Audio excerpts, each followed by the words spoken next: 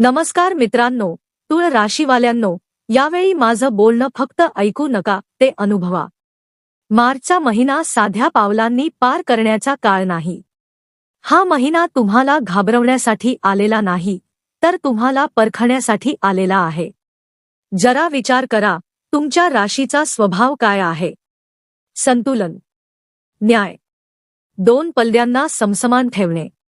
पण जेव्हा काळच असंतुलित ऊर्जा घेऊन येतो, तेव्हा सर्वात आधी परीक्षा कोणाची होते? तुळ राशीची. परिस्थिती हळूहळू आकार घेत आहे.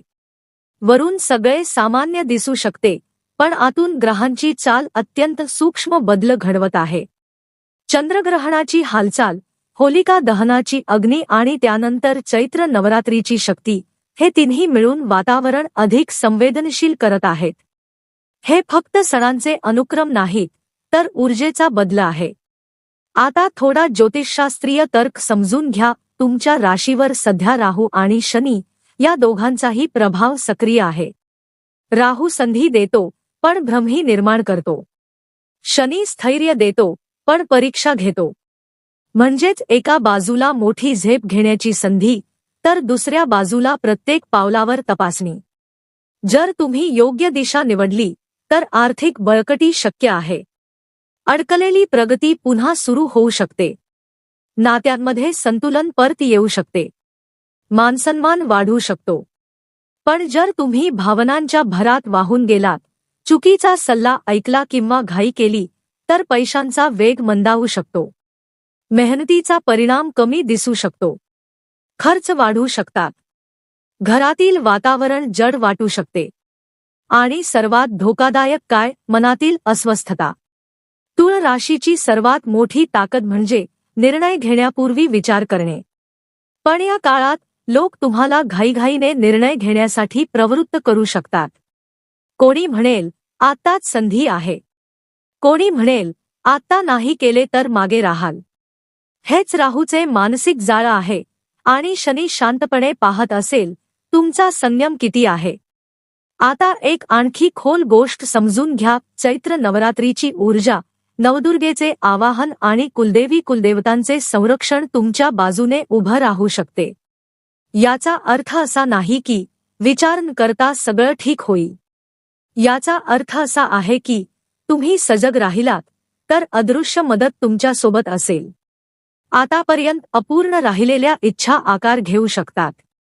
वारंवार येणाऱ्या अडचणी सैल होऊ शकतात. पण हा काळ जितका अनुकूल आहे, तितकाच संवेदनशीलही आहे. नकारात्मक विचारांचे लोक सक्रिय होऊ शकतात.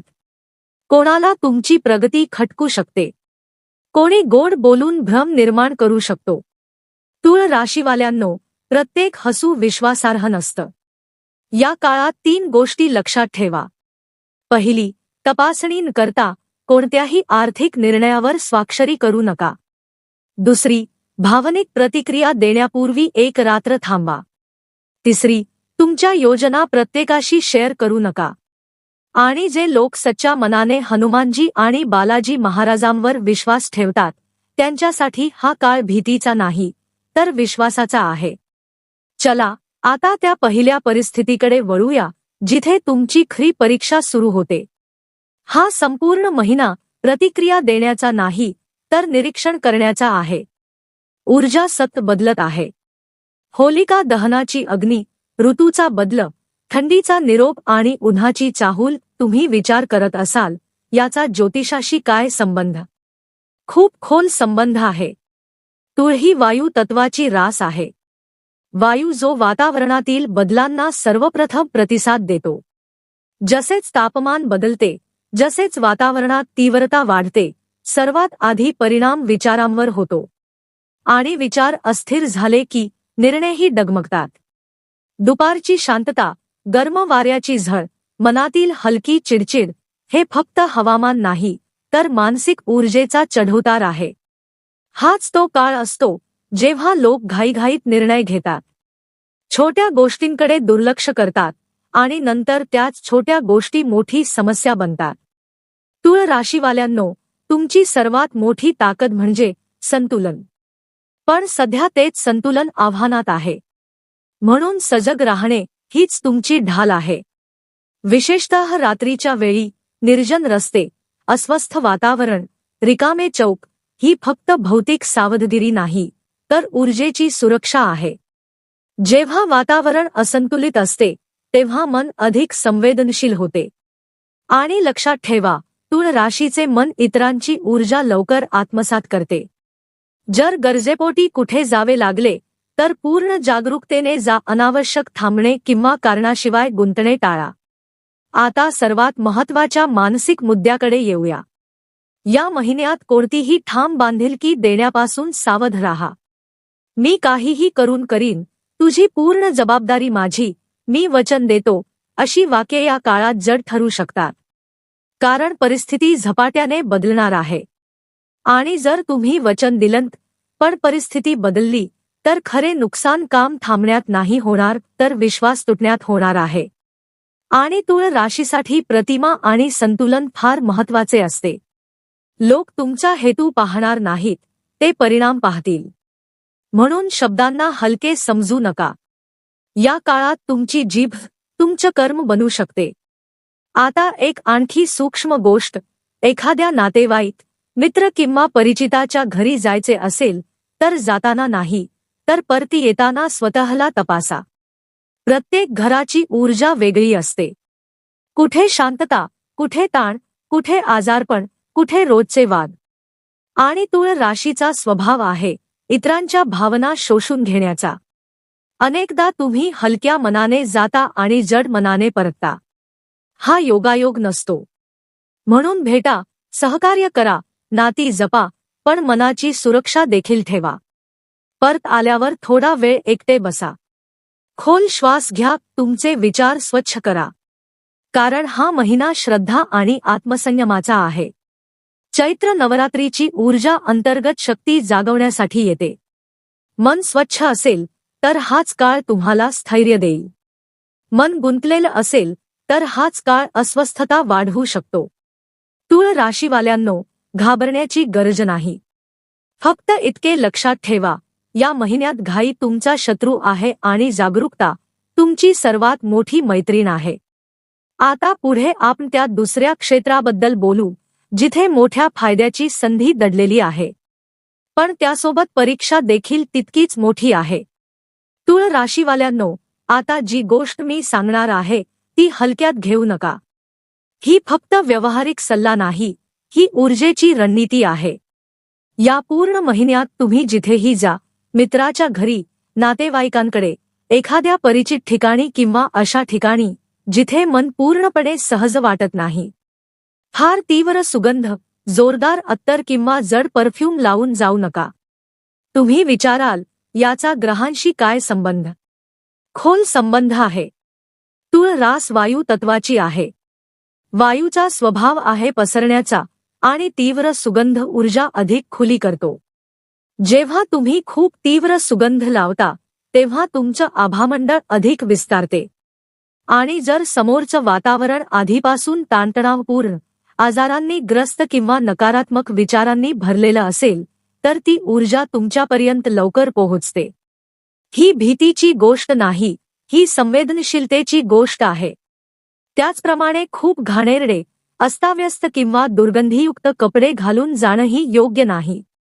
जेव्हा शरीर अस्वस्थ असते तेव्हा मनाची संरक्षण क्षमता कमी होते.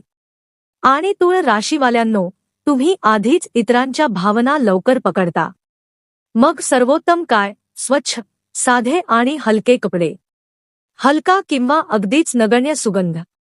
आता आणखी एक खोल गोष्ट, जर तुम्ही अशा घरात जात असाल जिथे वारंवार भांडणं होतात, जिथे दीर्घकाळापासून आजारपण आहे, जिथे उदासी, ताण किंवा वादाचे वातावरण असते, तर समजा तिथली ऊर्जा जड आहे. नाती जपा, माणुसकी ठेवा, पण मर्यादा ठरवा. फार वेळ थांबू नका. मन आतून मजबूत ठेवा. आणि एक महत्त्वाचा नियम, परती येताना मागे वळून पाहू नका. निरोप मनापासून घ्या, पण बाहेर पडल्यानंतर मागे वळून पाहण्याची सवय टाळा. कारण मागे वळणे अनेकदा मनात अनोळखी जोड आणि सूक्ष्म भीती निर्माण करतं. आता याचा उलट बाजूही समजा.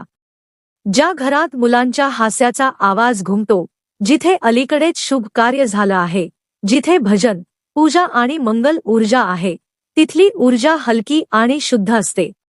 अशा घरातून परतताना मनापासून सांगा, तुम्हीही आमच्या घरी या. हे केवळ शिष्टाचार नाही, हा सकारात्मक ऊर्जेचा आदानप्रदान आहे.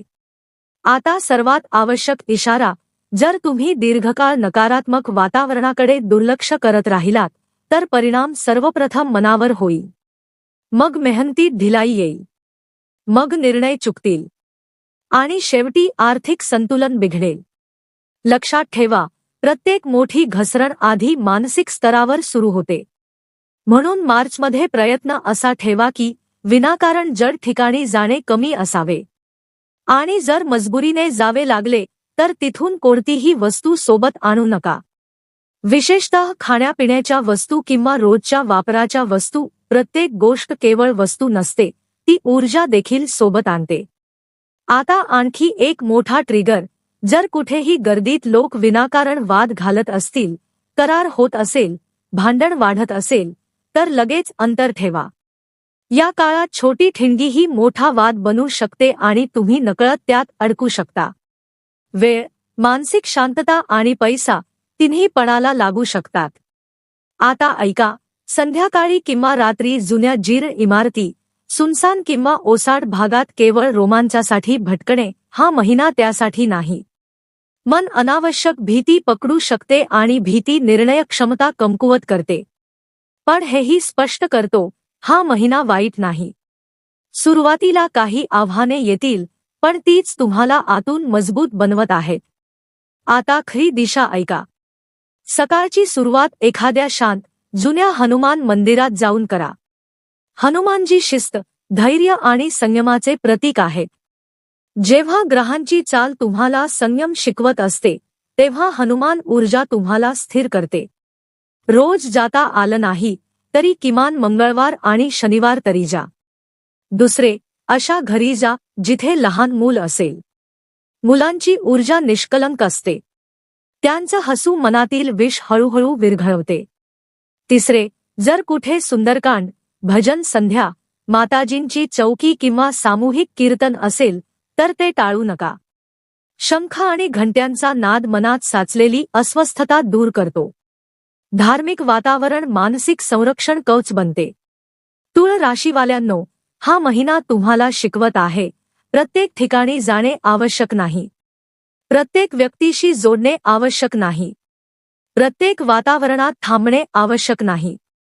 पण जिथे आदर आहे, जिथे सकारात्मकता आहे, जिथे आपुलकी आहे, तिथे पूर्ण उपस्थितीने जा. कारण संतुलन ही तुमची ताकद आहे आणि या मार्चमध्ये ते संतुलन जपून ठेवणे अत्यंत महत्त्वाचे आहे. शेवटी फक्त इतकंच लक्षात ठेवा, तुळ राशीवाल्यांनो, वादळ कितीही प्रखर असले तरी तराजूचे संतुलन एका शांत हातात टिकून राहते. हा महिना तुम्हाला घाबरवण्यासाठी नाही, तर तुमच्या अंतर्गत शक्तीची जाणीव करून देण्यासाठी आला आहे. संयम तुमचे शस्त्र आहे, जागरूकता तुमचं कवच आहे आणि श्रद्धा तुमची दिशा आहे. घाई टाळा, शब्द जपा, मन स्वच्छ ठेवा. योग्य वेळ आल्यावर तुमच्यासाठी उघडणारे दरवाजे कोणीही बंद करू शकणार नाही. मार्च तुम्हाला थांबवणार नाही, तो तुम्हाला अधिक संतुलित, अधिक मजबूत आणि अधिक प्रकाशमान बनवणार आहे. विश्वास ठेवा, तुमचं संतुलनच तुमचं यश ठरेल. धन्यवाद. हर हर महादेव.